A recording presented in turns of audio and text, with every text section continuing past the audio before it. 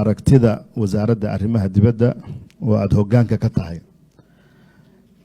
tilmaamaha madaxda sare ee dalka wasaaradda arrimaha dibadda waxay qaban qaabisay shirkan maalgashiga qurbo joogta ah iyadoo kaashanayso bangiga IBS oo runtii lafdhabar u ah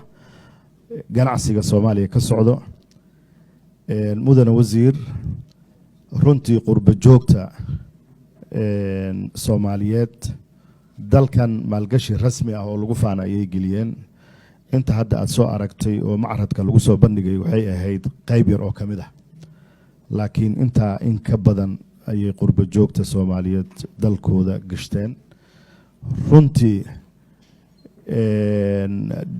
waxay u ahaayeen pipeline ama maxaa la dhihi jiray life support ay waxay u ahaayeen shacabka Soomaaliyeed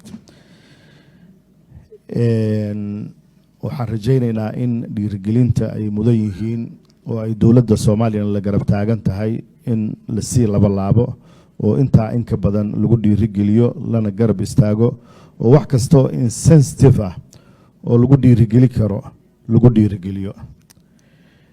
inta markaan ugu baxo mudane wasiir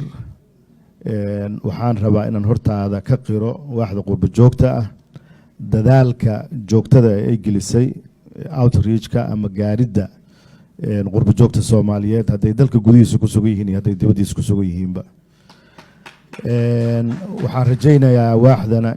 shaqadaas in ay sii laabto oo runtii ay ka mara dhaliso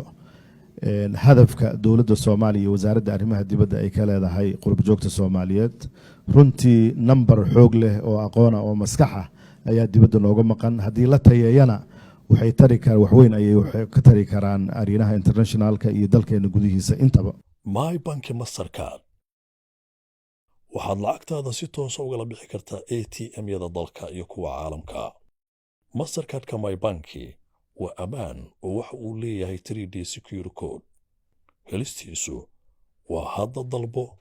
hadda qaado My Bank Mastercard